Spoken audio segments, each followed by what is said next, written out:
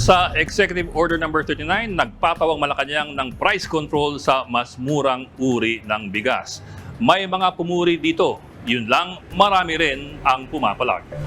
Bakit? Hindi ba gusto ng lahat na mas mura ang presyo ng bigas? Sa ilalim ng EO39, ang presyo ng regular milled rice hindi dapat lumagpas ng 41 pesos per kilo.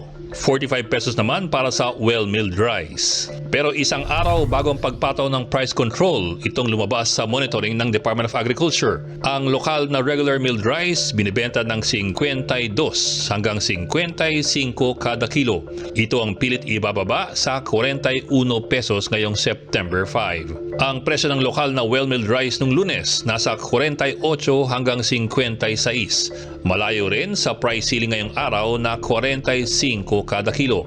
Sa madaling salita, merong mga aaray. Sino-sino sila? Ang pinaka-obvious ay ang mga nagbebenta ng bigas sa mga pamilihan. Mismo ang Department of Trade and Industry ang nagsasabi na base sa kanilang sariling komputasyon, walang kitang aasahan ng mga rice traders sa ilalim ng price cap. Hindi naman daw lugi ang rice traders sa bagong price cap dahil mababalik naman ang kanilang puhunan. Yun lang, wala rin silang kikitain sa kanilang trinabaho. Kung pwede, magsakripisyo na lang daw muna sila.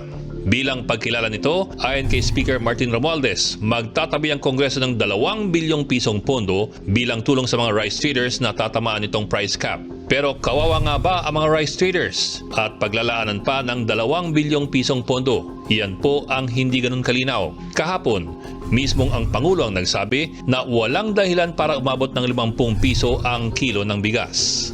Sa pag-aaral namin, ang dahilan lamang dito ay talagang nandyan ang mga smuggler at saka ang mga hoarder.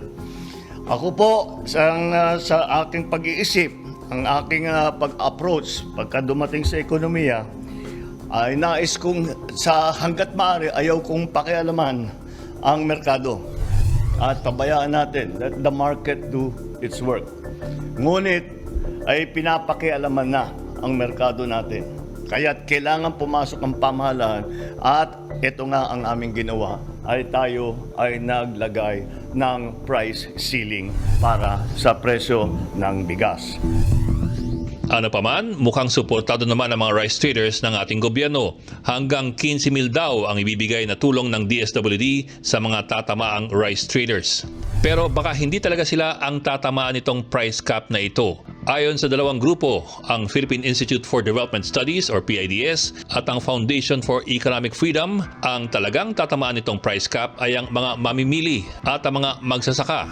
Bagamat magandang intensyon na pababain ang presyo ng bigas, maaaring ipitin ng mga rice traders ang supply ng murang bigas para hindi sila lugi sa bentahan. O di kaya, haluin ang mura at mahal na bigas at ibenta ito sa mas mahal na presyo na hindi naman sakop ng price cap.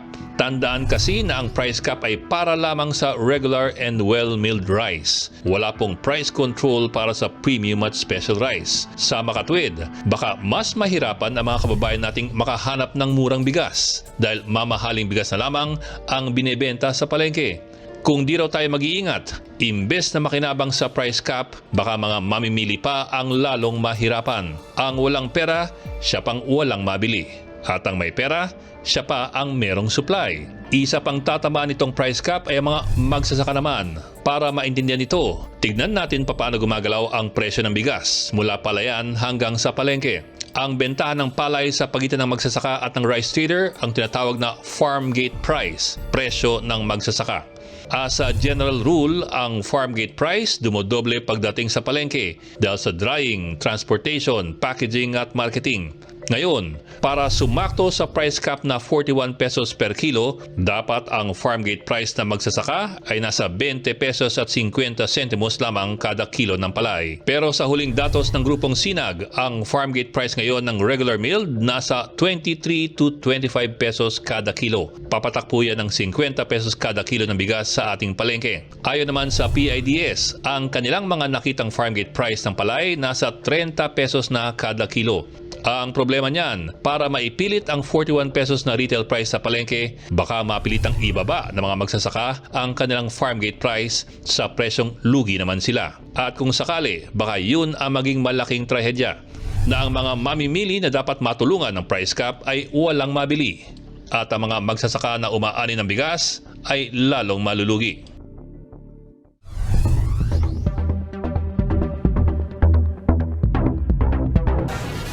Mga kapatid, Cheryl Cosin po, huwag maging huli at maging una sa lahat para sa tuloy-tuloy na balitaan at karagdagang impormasyon sa mga napapanahong issue ng lipunan.